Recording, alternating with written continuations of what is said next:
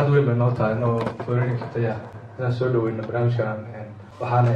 ku furan doonaa aayadaha qur-aanka ee Sheekh Abdulfataax. أعوذ بالله من الشيطان الرجيم. إن الذين قالوا ربنا الله ثم استقاموا تتنزل عليهم الملائكة ألا تخافوا ولا تحزنوا وأبشروا بالجنة التي كنتم توعدون نحن أولياؤكم في الحياة الدنيا وفي الآخرة ولكم فيها ما تشتهي أنفسكم ولكم فيها ما تدعون نزلا من غفور رحيم. ومن أحسن قولا ممن دعا إلى الله وعمل صالحا وقال إنني من المسلمين. ولا تستوي الحسنة ولا السيئة ادفع بالتي هي أحسن فإذا الذي بينك وبينه عداوة كأنه ولي حميم. وما يلقاها إلا الذين صبروا وما يلقاها إلا ذو حظ عظيم. وإما ينزغنك من الشيطان نزغ فاستعذ بالله إنه هو السميع العليم. ومن آياته الليل والنهار والشمس والقمر لا تسجدوا للشمس ولا للقمر واسجدوا لله الذي خلقهن إن كنتم إياه تعبدون. فإن استكبروا فالذين عند ربك يسبحون له بالليل والنهار وهم لا يسأمون. soo dhawaada mar labaad waxaan u gudageli doonaa barnaamijkeena oo martidayna ugu yahay walaalkeen Ismaaciil Xaaji Cali. بسم الله الرحمن الرحيم. الحمد لله رب العالمين والصلاة والسلام على خير الأنام. اللهم علمنا ما ينفعنا وانفع بما علمتنا وزدنا علما نافعا يا حنان يا منان. السلام عليكم ورحمة الله وبركاته. أهل بني السلام يا مركورة فرحت وين بيتهاي إن المان تلقي إذا نجوا مقالة بورلينج ومركي لبعض يعني من يوم مرة جستوان هوري ويمي لكن الصومالي الله كل من بس ما أنت سيجارة بيجي يسجل نسينا نعرف ضد كانوا ودن والصومالي ده يمشي وده جوجا تاسينا وحيد تسيسا إن سيجارة احترام إنسان سيجارة يقدرين إنسان تاسينا واسيد أي أهل دخل كصومالي ده يدخل كإسلام كوا أنت أكيد مقالة بورلينج حسوستي ده ديبو عليو وحن صح حسوسا يلا بدي يكون اللحدي يلا بدي يكون يتدودي waqtiyadaas haddaad ogtiin waxaa jira dad badan oo Soomaali ah oo sharciyo badan xilliyadaasi qaatay way dadkii 2003 iyo 4 iyo 5 yimid waxa sharciyada la siinay 2006 marka Soomaalidu caado waxa uu had iyo jeer kolka ay sharci qaataan waxa koowaad ay ka fikiraan waxa weeyaan inay degaan magaalo weyn hadday magaalo weyn marka ay helaan waxay isweydiiyaan fursadaha marka laga helayo magaalada weyn fursadda ugu horeysa Soomaalidu haddana waxaan ka fikirnaa lacagta marka magaalooyin badan oo Sweden ka tirsan way adkeyd marka lacag badan lama bixin jirin laakiin magaaladan aan joogno marka waxay magaalo lacag badan bixin jirtay oo dadku waxa la siin jiray lacagta guriga iyo noloshiisa iyo dhakhtarka wax oo dhan inta la isku wada geeyay hal mar la siin jiray 1500 7000 bay ahayd bafilaya dadka xilliyada joogay baa marka Soomaalidii kaamamka ku jiray marka aad wada hadashaan waxay ku oran jireen markaad weydiisatay war hebel ka war hebel wuxuu degay magaalo barwaaqo ah marka magaca uu adkaa in buurleega yiraahdaan marka waxa oran jiray hebel wuxuu magaaladii barwaaqada ahayd marka waxay noqotay magaalo caan baxday oo waqtigaas caan baxday marka waxaan rajaynayaa barwaaqadaasi ilaa maanta inay weli sideedii tahay sidaan filayo inta kadib imaashahaygu magaaladan buurleegaan imaaday saddex arrin baa u sabab ahaa saddexa arrin baa igu qasbay inaan ka soo tago Stockholm oo ahayd magaaladeedii waqtigayga adina huro oo aan halkan imaado qodobka koowaad ee keenay waxay ahayd maalintii dhagahayga ay ku soo dhaceen ururka halkan ka midhaamaya tayo ururka anigu maan ogeyn maan arag meel baan joogay magaalo Southampton la yiraahdo markaa niman meesha markaan wada sheekaysanay waxay u yiraahdeen waxaan shortcut ka soo qaadanay inaan caabiyay urur ku yaalo tayo markaa anigu waxaan sirmalaa ururka iska urur Carabeed laakiin magaca kolkaad aragtid tayo waxa dareemaysaa inuu yahay magac Soomaaliyeed markaa kadib baa hadda nasiib waxaan u helay in aan maalmaha ka mid ah ka daawaday Facebook oo aan kadibna noqday qof joogto oo maalin walba Facebook markaan sidaa u furo waxaan aqrin jiray waxyaabaha ay soo qoraan marka si gaar bay ii xiise gelisay oo waxaan u arkay inuu ururka tayo yahay hanti anigu aan leeyahay oo way sababtoo ah markaad aragtid urur Soomaali ah oo sidaa u dadaalayo oo baahidii shacabka Soomaaliyeed ka haqabtirayo waxaad ogaanaysaa inuu yahay urur dhab ah inagu Soomaali haddaanu hal cilad baa inagu xantaa Swedishkuna way ogyihiin adduunkuna marqaatibaad ka tihiin waxaa jira ururo kun iyo wamazaada ka badan mid kastaba jeebka lagu sitaa urur kasta wuxuu ka bilaabanayaa S balse tayo iyagu way ka duwan tahay tayo ayay la baxday tayadiina way sameeyeen marka aan baryo tayo taasina arrinka labaad ee keen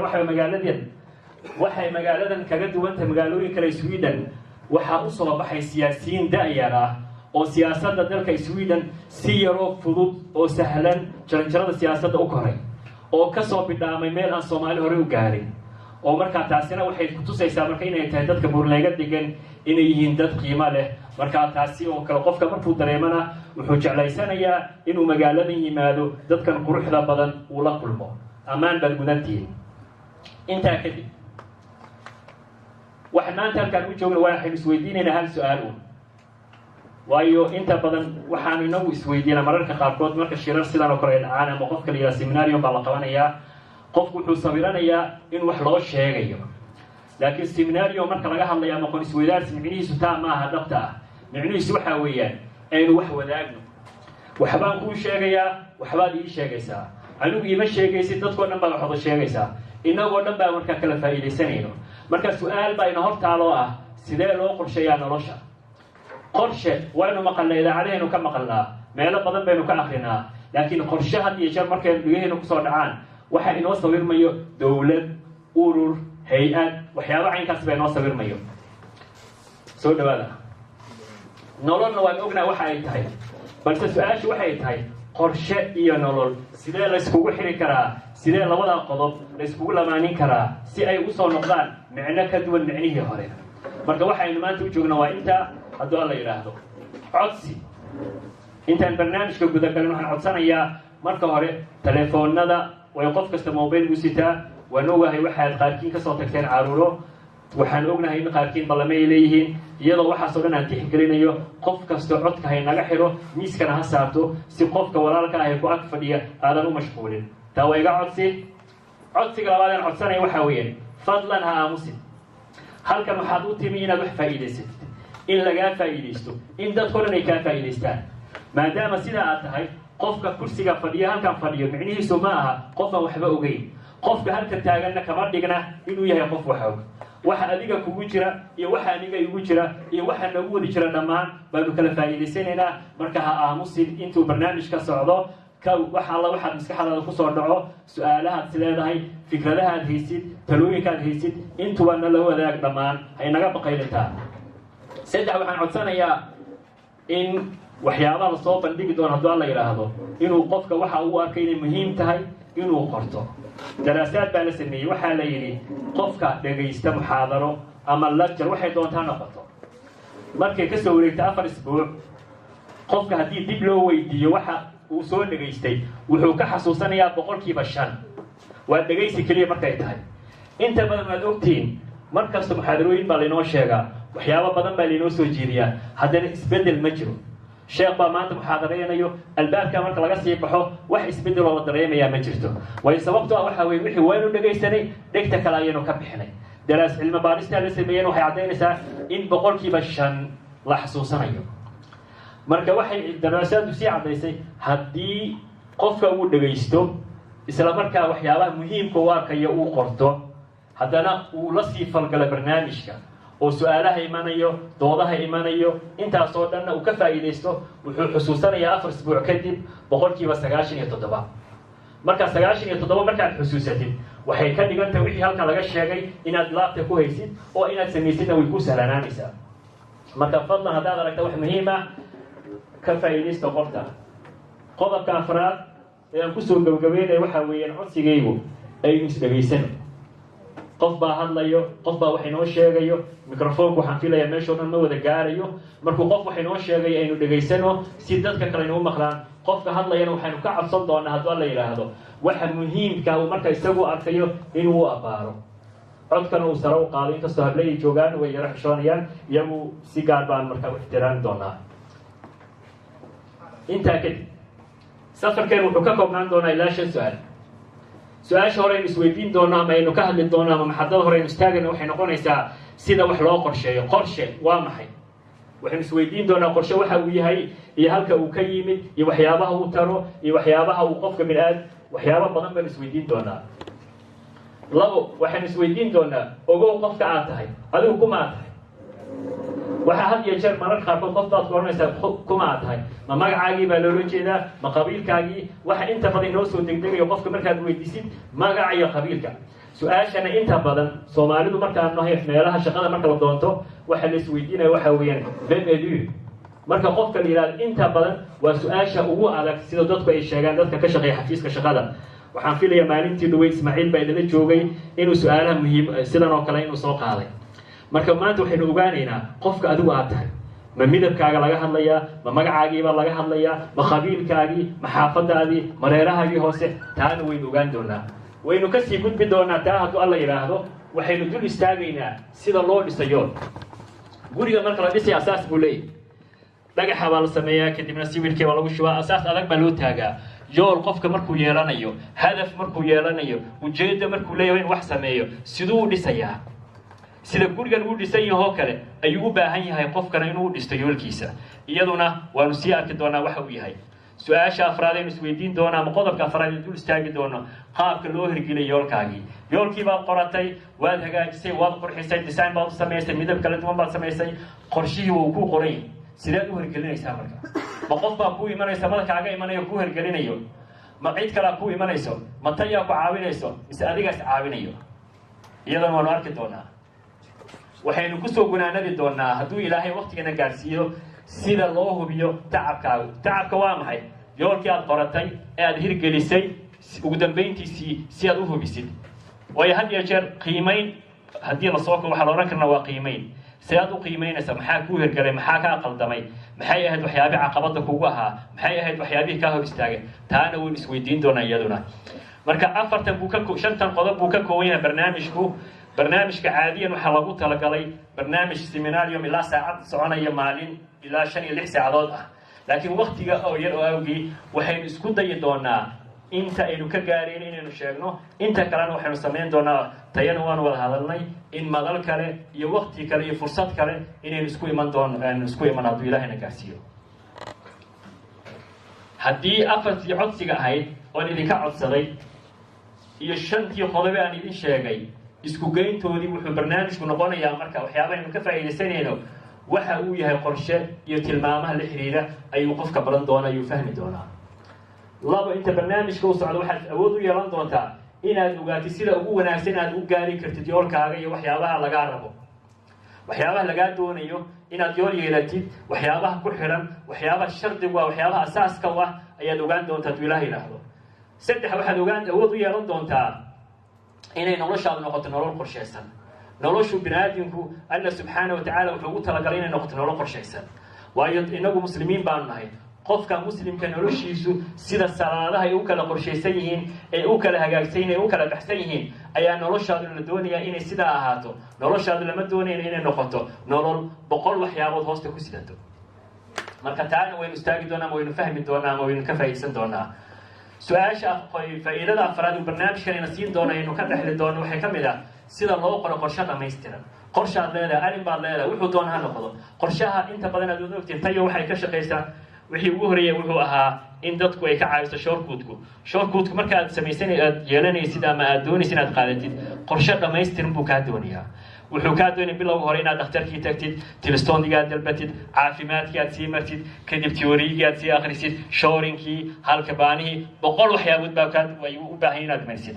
qorshahaasu qofku isagoo sheeko ahayn ma samayn karaa intuu warqad qoro qodobada laga doonayo qodob inuu qoro iyaduna waanu baran doonaa waanu ka faa'iidaysan doonaa barnaamijka 5 waxaad awood u yeelan doontaa haddii ilaahay ogolaado inaad ka hortagtid caqabadaha kusoo wajahayo waa dhab noloshu waxay ka samaysan tahay caqabado kala duwan maalin kasta caqabad baa kusoo wajahayso kolba meel bay ka imaan kolba daaqad baa kugu furmayso muujado kala duwan baanu ku dhex noolnahay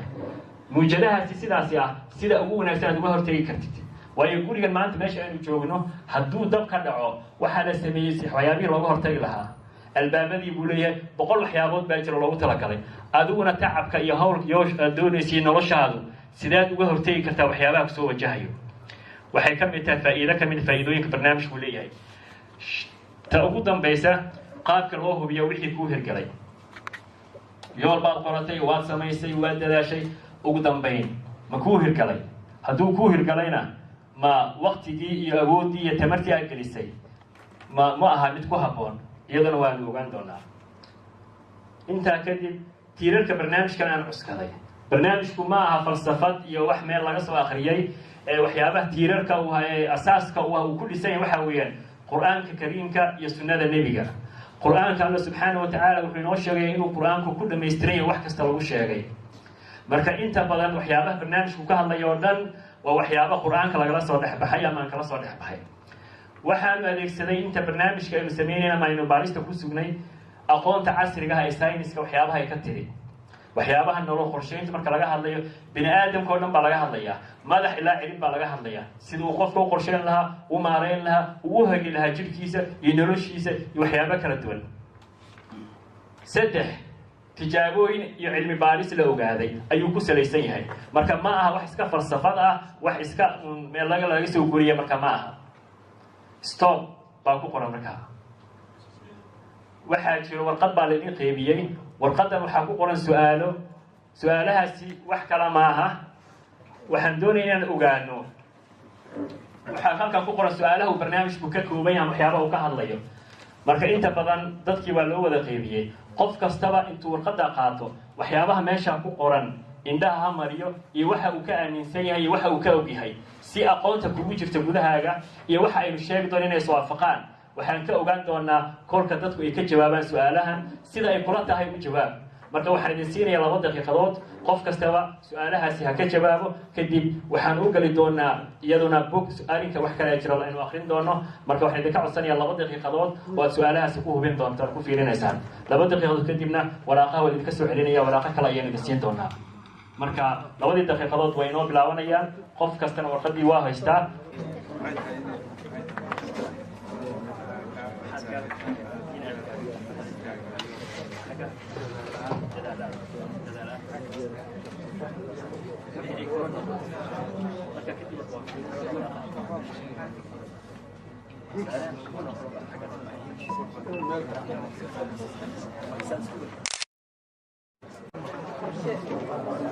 laakiin markaa filmaysid adiguna markaa qofka halkaan taageer wanaagsan hebel wuxuu u arkayaa inuu yahay qof kastoo maanta balwad leh dadka qabriga cabsan ee meelaha fadhiya waxaan u aragnaa inay yihiin dadka xun marka xumaanshahaasi wax kale ma aha waxa xumaanshaha ka keenay waa nolosha albaabka ay ka galeen albaabkaasina waxaa u sahlay waayo albaabka kale noloshu muu garan qorshana muu lahayn marka albaabkii u sahlanaa ayuu madax u galay marka anagu wuxuu kala kulmay waxa aynu u bixinay oo ah beertuu galay iyo waxyaabaha dhaqamada xun iyo waxyaabahaas oo dhan balse albaabka ka duwan baa jiro albaabka ka duwan sidaas buu eegay waa albaabka quruxda badan kolka muuqaalka hore albaabkaad aragtid indhahaaga iyo qalbigaaga wuxuu dareemayaa farxad waayo albaabku waxa kaaga muuqanayo waxya qurux badan qurux markaad aragtidna maskaxdaada waxa ku soo degdegayo inuu wanaag jiro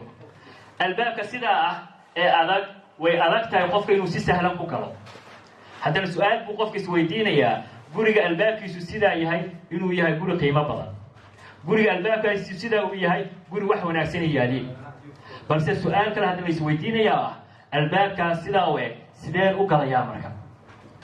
ma inaan iska imaado inta albaabkii garaaco miyaa layga furayaa waa may madaxtooyooyinka ka soo qaad madaxda guryaha ay degan yihiin ka soo qaad ma sahlanta inaynu qof madaxa ama wasiir ah intaynu gurigiisii garaacno aynu iska galno bilaa qorshe ma sahlan tahay waa may noloshuna sidaas oo kale aysan u sahlanayn inuu noloshaadu haddaad doonaysa inay hagaagto waa inaad leedahay qorshe marka waxa aynu ka jawaabi doonaa aynu ka hadli doonno halkan maantana wax kale maaha noloshaydu sidee u sabab ugu noqon karaa inaan guriga wanaagsan albaabkiisa aan helo waa maxay qorshe halkan buu markaa barnaamijku ka bilaabanayaa waxaad aragtaan 6 nin oo meel wada taagan waxay sameynayaan birta xadiidka uu tareenka ku socdo marka nimanka 6da waxay ku heshiiyeen 3 inay ka soo bilaabaan xagga iyo koonfurta 3 kalena waxay ku heshiiyeen inay ka soo bilaabaan xagga iyo waqooyiga heshiiskooda nimanka wuxuu ahaa markii hore waxaynu ku kulmeynaa meesha aynu isku aragno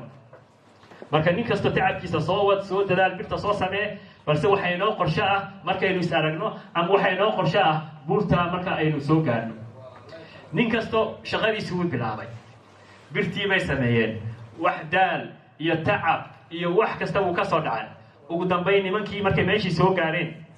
ayaa la iswaraystay labadii gruub ee madaxda u ahaa ayaa isweydiiyey waxay ku leeyihiin war niman qariban baa tihiin soo kuma inaan heshiin inaad birta ka soo bilaabdaan dhanka kale kuwa kale maxay ku jawaabayaan markaa iyaguna waa dhanka kale marka halkaa nimankaas sababtu maxay tahay sidaas arrinkan keenay way qorshe ma yeelan haddaadan qorshe lahayna noloshaadu sidaas isku weydaaranaysaa marka isweydaar baad ku jirtaa maantao dhan bidix iyo midig baad u socotaa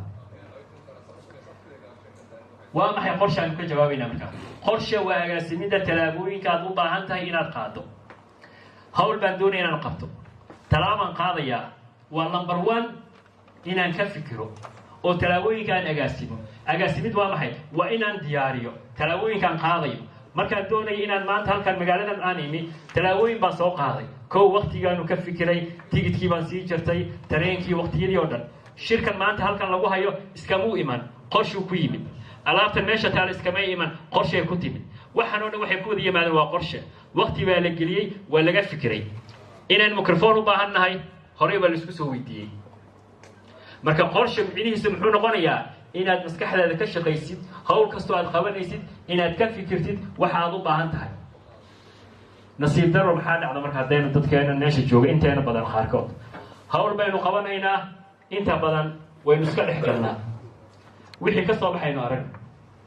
markaasi qofka barnaamij buu samaynayaa barnaamijkii qorshe muu samayn hawlo kale ma jiro dhexda markuu marayo daal buu dareemayaa wuxuu soo niyad jab khalaas wuu iska tag waxaan dhibaato weeyaan wax faa'iido leh maaha qorshe waxaa lagu qeexi karaa waa tallaabooyin isxiga waa qofka markuu doonayo inuu qorshe yeesho waa tallaabooyin isxiga uu qofka u qaadayo tallaabuu qaadayaa tallaabo kale ku xigto tallaabooyinkaas uu qaadaya sababtuna maxay tahay si loo gaaro wax cayiman baad doonaysa inaad gaartid hawl baad doonaysa inay kuu qabsoonto hawshaasi kuu qabsoomaysa waa dhowr tallaabooyin oo kala duwan ayuu qofku soo marayaa marka tallaabooyinka kala duwan aad maraysid macnaheedu waxaa weeyaan qorshe ayaad samaysatay qorshe waxaa la odhan karaa haddana si kale marka loo qeexo waa farsamo kuu suurto gelinayso inaad gaartid waxaad doonaysid si sahlan waxbaan doonaya maanta inaan helo waxbaan doonaya inaan tiigsado waxbaan iga maqan waxbaan tabayaa waxa aan tabaya iga maqan markaan doonaya inaan gaaro waa inaan la imaado qorshahaasi marka muxuu noqonayaa waa inaan adeegsado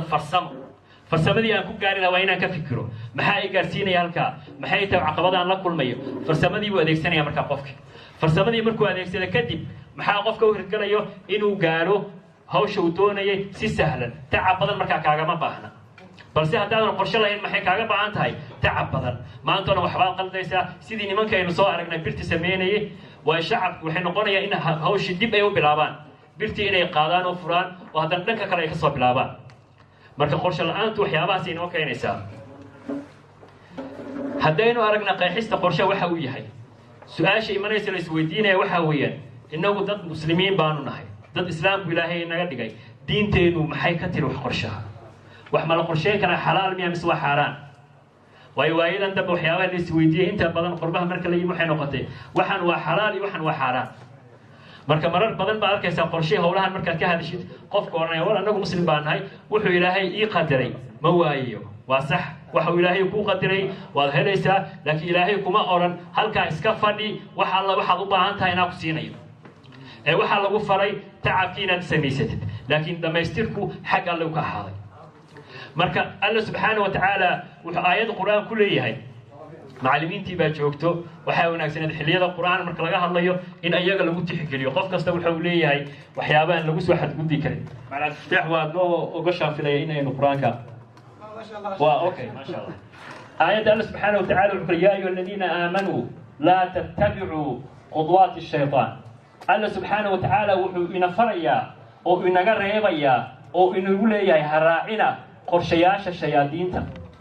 way qorshe kolka aadan lahayn qorshe marka aadan samaysan waxa hubaala qorshahaagii hadaad weysay qorshaha labaad ee meesha ku yaala waxa noqonaya qorshaha shaydaanku qorshuu leeyahay waxbuu ku farayaa maanta dhan buu ku yeerayaa kolba albaab buu kaaga soo baxaya kolba waduu ku istaagaya wuxuu doonayaa intaasi inuu isagu qorshihiisa inuu isagu kugu adeegto marka adigu hadaadan noqon qof adigu adeegta iskiisa waxa kugu adeeganayo waxa energy kugu shubanayo waxa gaarigiis kugu isticmaalayo shaydaanku marka noqonaya qofka shaydaanku adeegsadana waman yattabi'u khudwat ash-shaytan fa innahu ya'muru bil fahsha wal munkar marka talaabooyinkiisa aad raacdid ee isagu aad u hogaansatid ee shaydaanka aad isku dhiibtid wax wanaagsan kuma faraya marka munkar iyo fahshi ku faraya wax xun fuxshigu wax walba noqon karaya oo xun noloshu wanaagsanay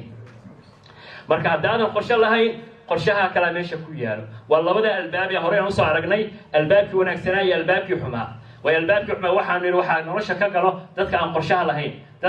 lahayn waan ogaanay waxaan ugu magac darnay dadka beerta galayna waxaan isku wada raacsanay inay yihiin dad wada xumaaday alla aayad kale quraan wuxuu ku leeyahay ya ayuha alladina aamanu ittaqullah ولتنظر نفس ما قدمت لغد dadka alle rasuulkiisa rumeeyayo ha fiiriyaan ha ka fekeraan ha eegaan waxa bari ay horumarsanayaan bari waa goorma waa qiyaamaha bari waa goorma waa berida caaliga bari waa goorma waxa mustaqbalka imanaya waxa noloshaadu noqonaysa sida ay noloshaadu noqon doonto ma ka fikirtay intaad meel fariisatay ma sabiratay noloshaadu sida ay tahay maalin maskaxdaada ma ka shaqaysiisay waa wax alle markuu nafarayo weey marka aayadan markaanu ka sii gudubno axaadiista ay u imano ibn Hibban iyo Tirmidhi waxa laga wariyay inuu Nabi sallallahu alayhi wasallam uu yiri la tazalu qadama 'abdin yawm al-qiyamati hatta yus'alu an arba'a qof kasto bani aadam kasto oo dhinta maalinta qiyaamaha waxa lama huraana in la weydiiyo afar su'aal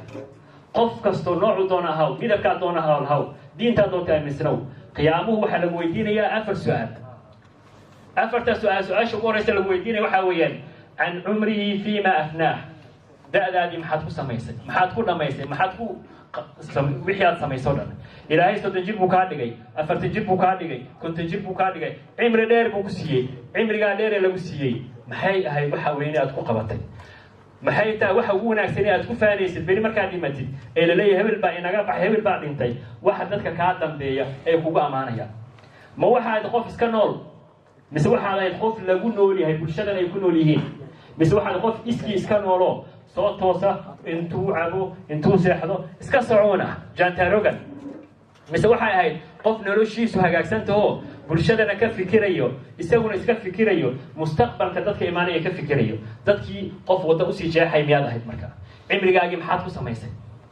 marka qofka hadaan xisaabtamay cimrigiisa aanu isweydiinin waa nasiib darro marka qof kasta waxa lama horaan inuu isweydiiyo maanta inta aad haysatid inta ku dhiman inay noqoto in wanaagsan hadduu alla subxaanahu wa tacaala uu ku qadar inaad sanado kala noolaano maanta aynu qad samayno qorshaanuna hadduu alla subxaanahu wa tacaala geeridii ii timaado waxaan rajaynayaa in talaabada wanaagsan inaan ka tegi doono naftaada uga tegaysaa ehelkaagii iyo carruurtaadii iyo bulshada dhan iyo islaamka iyo shucuubtoo dhan su-aasha labaad alla subxaanahu wa tacaala ina weydiin doona maalinta qiyaama waxaa ka mid ah wa can jasadii fiima ablaah jirkaaga maxaad ku dhamaysay muuqaalkan quruxda badan lagu siiyey maskaxdan lagu siiyey indhahan lagu siiyey awoodda lagu siiyey energy-ga lagu siiyey maxaad ku samaysay maxay tahay waxa ugu wanaagsan aad bulshada ku tartay maskaxdaada keliya marka la qeexayo laga hadlayo maskaxdu waxay ka koobantay baa layidhi 150 bilyan oo unug yani 150 bilyan oo unug wax la tira koobi karaa maaha culimmadu waxay yidhaahdeen 150 bilyan ee unug ee maskaxda ka kooban tahay haddii la doonayo in la isticmaalo waxaynu u baahan nahay inaynu noolaano 5,000 sano yani ummatul maxamed qofka ugu badan wuxuu noolaadaa ilaa 70 jir buu ku dhintaa qof baa laga yaabaa inuu ka badbaado ilaa 110 ilaa 220 meelaha gaaro laakiin inta badan 70 kuma dhaafaan dhowr 60 kuma dhaafaan sida culimmada diinta ay noo sheegtay marka maskaxdaasi alla uu ku siiyey ma ka faa'iidaysataa maskaxdaada waxyaabo badan ma samaysaa mise maskaxdaada waxay u taagan tahay uun maskax isku xidhan oo jirkaaga ku jirto oo aan waxba qaban oo iska fadhiid ah indhahaagu ma ka faa'iidaysataa waxa jidhka uu siiyo o dhan awoodaha o dhan ma ka faa'iidaysataa dadka kale ma u faa'iidaysaa iyadana waa lagu weydiinayaa maalinta qiyaamaha marka maanta fursad baanu haysanaa in waxaasoo dhan aynu u samayno qorsho maskaxdaada qorshe u samee indhahaaga qorshe u samee indhuhu sidee qorshe loogu samayn karaa waxa ugu sahlan aan u baahanaya waxayna taraya waxaa ka mid ah qofka inuu nafsadiisu kobciyo inuu qofka wax akhriyo kolkaad buug soo qaadatid ee aad nusaac 20 minut ama 10 aad akhrisid waa daalaysa indhihii bay xanuunay buuggii baad iska xidhaysaa indhahaaguna waxay awood u leeyihiin intaa iyo ka badan marka indhahaagu si wanaagsan ma u isticmaashay waa lagu weydiin markaa beri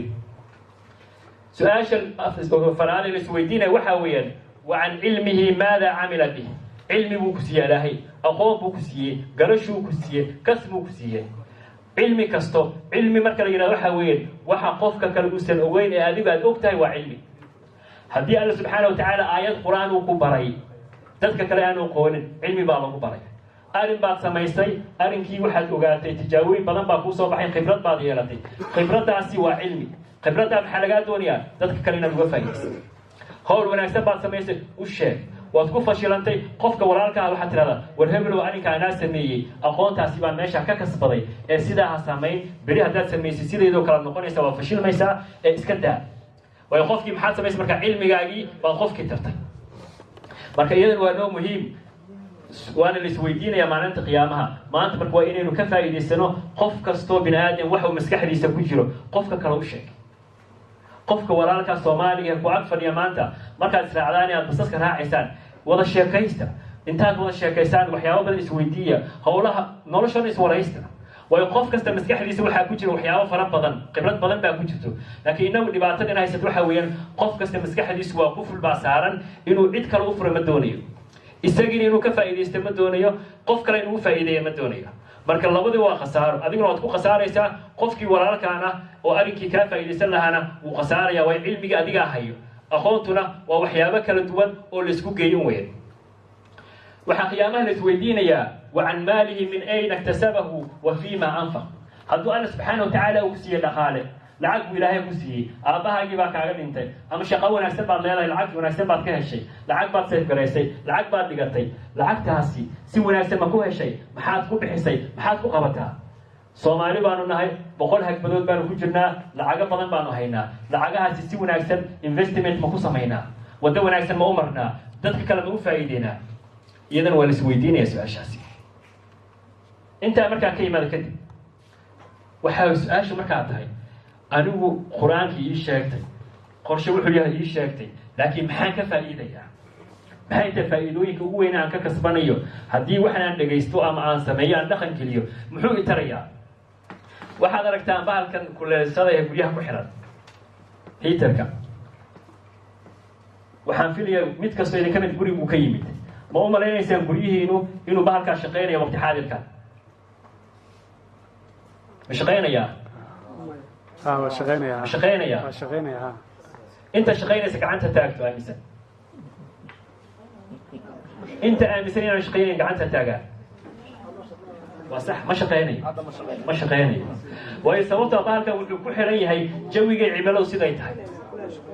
way qorshu ku sameeysan yahay waqtigu qabo badan jiro diiramaad buu noqonayaa kuleel buu soo deynaya waqtigu kuleel badan dibadda jirana uu si hoos buu si dhacaya wuxuu soo deynaya in yar marka waxa uu ku sameeysan yahay waa qorshe hadii birtan sidan ah guriga ku xiran ee qorshe ku sameeysan tahay noloshan Allah subhanahu wa ta'ala ku siiyay maxaa ku diiday inay iyadoo qorshe ku socoto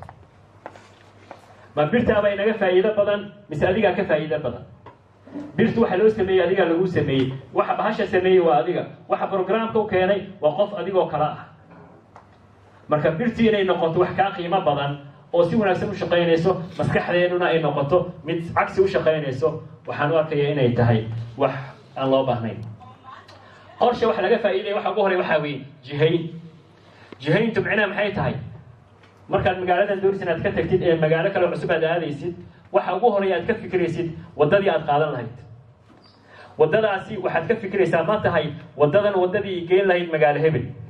haddii aadan aqoon wadada u lahayn waxa aad isticmaalaysaa waa GPS of Soomaali muxuu ku noqonayaa markaa waa jiheeye marka qorshe markaa leedahay muxuu ku sahlay noloshaadu inay noqoto mid jihaysan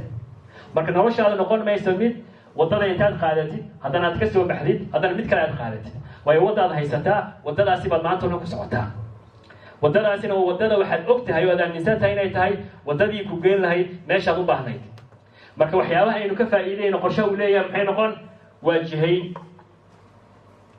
waxaynu ka faa'iideyno kolka qofka nolosha uu qorsheenaya wax uu qorsheenaya xog hawl baad rabtaa inaad samaysid hawsha aad samaynaysid isla markaa intaad soo toostidee habeenka inaad tira okay bal waxaan samaynayaa way adag tahay marka hore waa inaad xog raadisid sidaad ku heli lahayd waxaad samayn lahayd cid kaaga xog roon kolba qof baad imanaysa war heblow arrinkaas doon inaan sameeya niyow waxaas maxay kula tahay ninkan baad halka qaali heblaad u tegaysaa hebel baad u tegaysaa 100 qof oo kala duwan baad xog ka helaysaa marka qorshe aan sameynayana xogtaasi ayuu ka faa'iideysaa xogtu yay qusaysaa waa wax adiga ku quseeya iyo wax quseeya hawsha adigu aad qabanaysid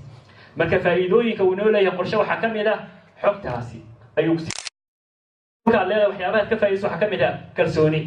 waad isku kalsoon tahay maanta marka lagu yiraahdo waxaas samee ama hawl aad qabanaysid qof kale ku yimaado ku yiraahdo war waxaan aad haysid hebel baa sameeyay uu ku fashil miska daa waxaad oranaysaa may way sababtoo ah waxaad ogtahay xogtii baad haysaa jihayntii baad haysataa wadadii sax ahayd baad haysaa marka ka yeelamaysid qof isku kalsoon baad tahay tusaale ka soo qaad waxa lagu imtixaan baa laga qaadaya imtixaan baa laga qaadaya bil waxa timaada marka ay tahay saacada 8 aroornimo qofka qorshe lahaa oo soo diyaariyay maadadii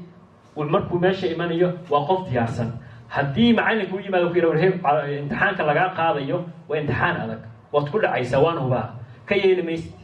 waayo waxaad og tahay buuggii si sax baad u soo akhrisay jabtarkii imtixaanka lagaaga qaadi lahaa haweenkan xalay iyo waqtiyo badan baad gelisay wixii oo dhan baad wada og tahay marka kalsooni baa kugu jirto waxaad oranaysaa may waxaan rajaynayaa insha allah inaan kula horeynayo sababtuna maxay tahay waan soo qorsheeyey waan ka soo fikiray waqti badan baan geliyey awood badan baan geliyey maskax badan baan geliyey marka kalsooni ayaynu ka kasbanaynaa qorshe wuxuu ku siinayaa ka hortag buu ku noqonayaa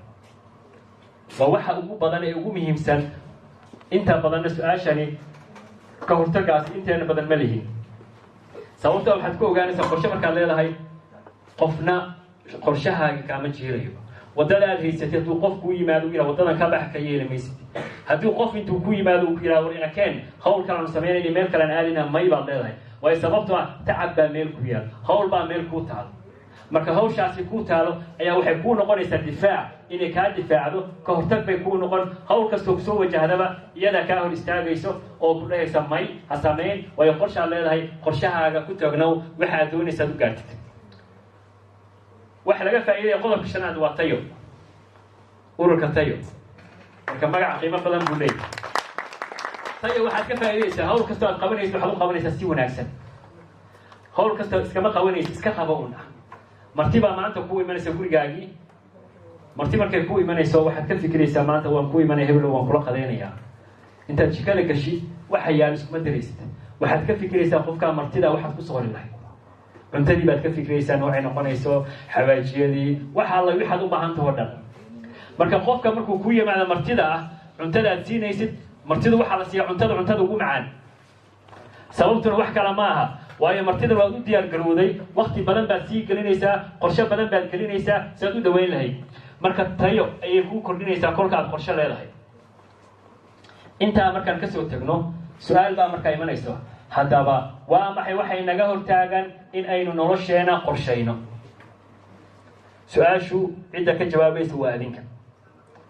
marka waxaad gruub baad isku raaci kartaan gruub kastaba sida ay la tahay ha u soo jawaabto waqtigan waxaanu haysanaa 3 minute marka waxaan idin siinaya hadduu alla yidhaahdo waraaqahan. marka qof kastaba group kastaba wuxuu hal qodob uu soo qorayaa. marka qodobka groupka markuu soo qoro halkan ku istaagaya qodobkiibu wuxuu la wadaagayaa bulshada inta kale. marka waraaqihiina waa kuwan waraaqaha laydin qaybinayaa. su-aashuna sidaas bay u eg tahay. haddaba waa maxadaynu soo ogaan faa'iidooyinkuu leeyahay waxa uu yahay maxaa inaga.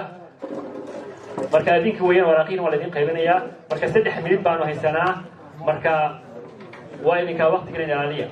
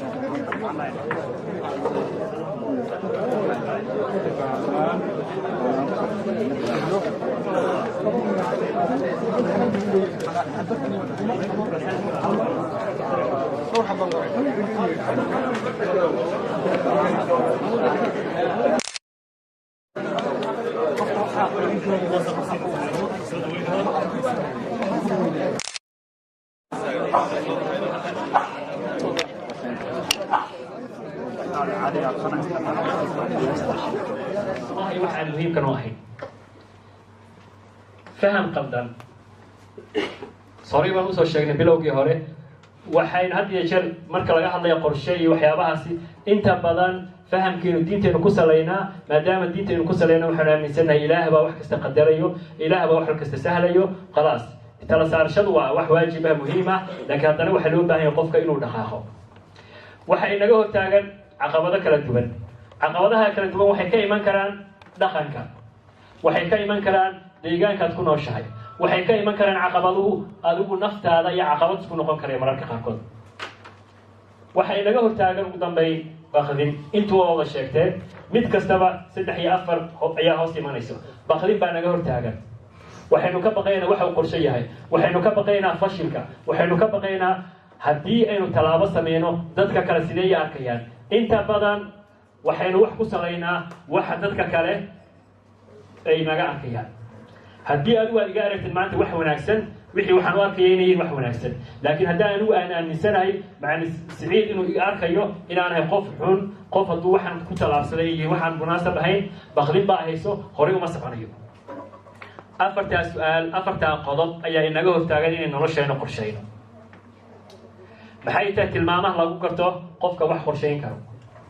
inaad tahay qof wax qorshayn karo inaadan ahayn, maxay tahay wax tilmaamta ah ee lagugu garan karo? inuu qofka xanuunsan yahay waxaa laga gartaa ishiisa soo maha. inuu roob da'ayo maxaa laga gartaa saxansaxada iyo goonka iyo dabeelaha dhacayo. inaad adigu tahay qof wax qorshayn karayo maxay tahay wax lagu garan karo? maxay tahay aqoonta uu leeyahay. okay dabaan fiirina marka. number 1 qodobka ugu horeeyo qofka wax qorshayn karayo laga duwan waxa weeyaan wax curin. inuu wax curin karayo qofka.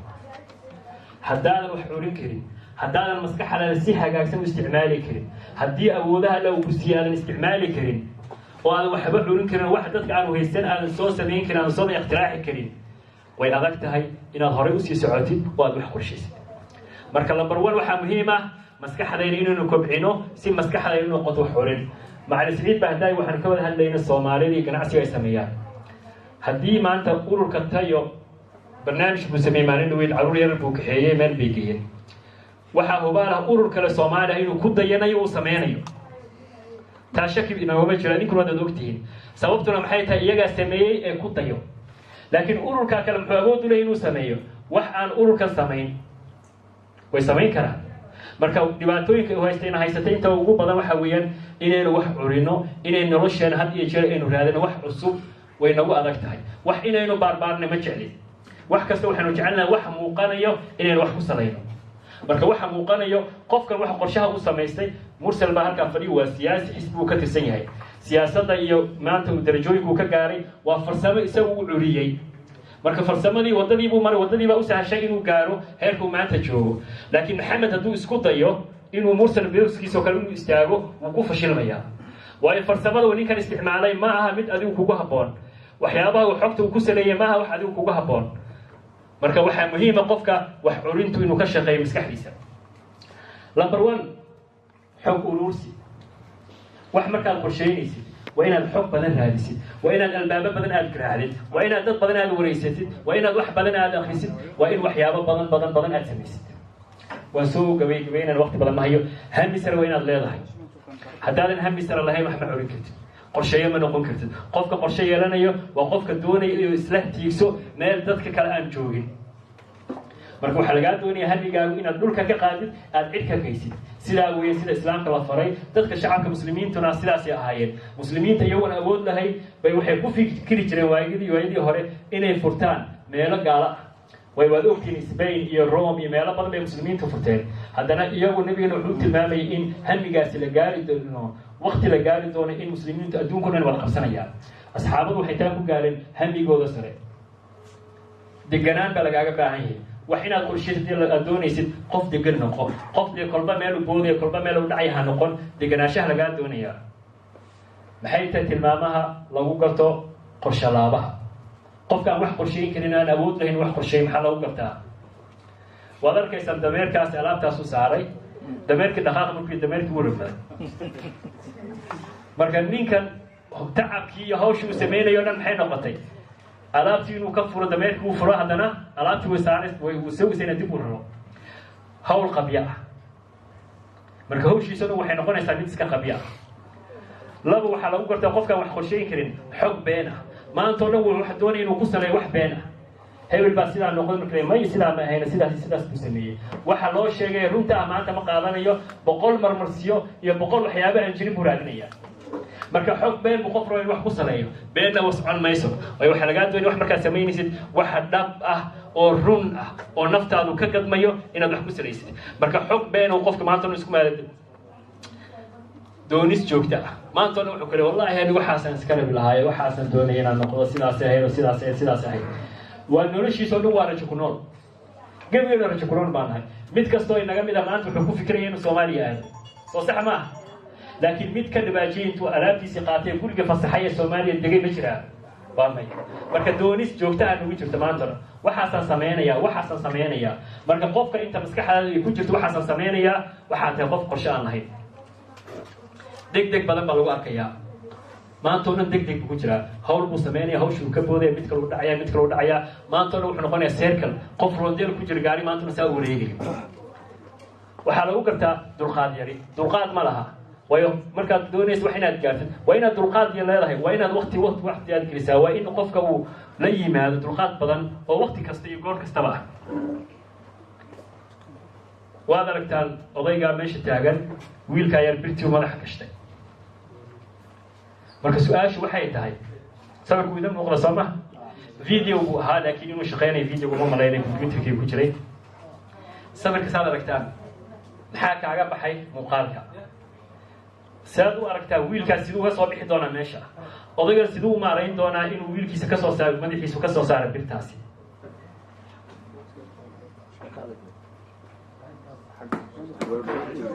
okay saddex qof sheekhaan siinaynaa okay wiil baa laba tiim madaxa la galay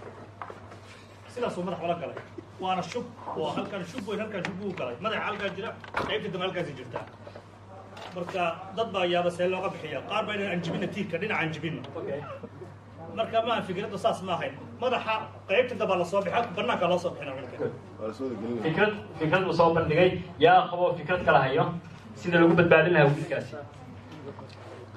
aniga waxay la tahay haddaan ku fududaado birta in la jaraan raadi oo okay macalinka birtu soo jeediyey haye yaa kala fikrad hayo bir miyaa baashi waa bir weyn okay okay haye yaa kala fikrad kala hayo gudaha soo geliya laakiin odaygan muxuu isku daya markii hore ma taqaanaa gabadha هاي geesgeesaa loo bixinayaa ahay odayga wuxuu isku dayay inuu birta lugtu saa u saaro uu riixo maanta inuu buu riixay samirka muuqaalkiisa wada ka doontaan wuu riixay si kastuu sameeyay kama sabix laakiin markii dambe wiilkiiba wuxuu ku yiri aabana garanaysan uga soo baxay wuu may sidiisa isagoo ah buu isroogay uu ka soo baxay laakiin odayga waqti badan buu geliyay intaasi way isma weydiin wiilkan siduu meesha u galay wuxuu isku rogaaday video ahaan buu ahaa inaan idin tusno wiilkii wuu isroogay sidaan garab garab u istaagay sidaan buu soo galay intuu marka soo galay buu haddana sidaas sameeyay isku rogay laakiin markuu soo baxay sidaan buu soo baxay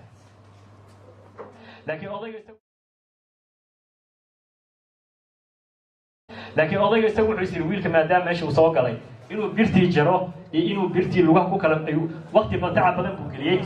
gabagabo salaadii baa soo gaaray halkan baan ku ekeen doonaa qaybta koowaad baan u maleynayaa in aynu ku ekeen doono su'aalahana maqribka markaan tukano ayaynu isweydiinayna miiska aynu fadhino qaybta koowaad halkaas inoogu eg tahay waa hal su'aal baanu ka soo jawaabnay qaybta labaad iyo saddexaad iyo afraad iyo shanaad baa dhiman marka waqtigana uu iska gabgabo marka waxay noqonaysaa madal kale iyo maalin kale iyo goor kale inuu ilaahay isku kaaya keeno dadka qofka daneynaya in uu marar kale yimaado waxaan ka codsanayaa inuu telefoonkiisa iyo magaciisu inuu qoro si loola soo xiriiro ama loo soo ogeysiiyo goorta ay noqonayso marka intaasaan kusoo ganaanimi doonaa haddana arrinkaas waxaan u dhiibayaa بسم الله الرحمن الرحيم وتكلمنا كل على الصون قلنا قبل هذا كانوا كتكلنا هل كان إنه كتكلنا رجع مركز الصون قلنا بعدنا واسكا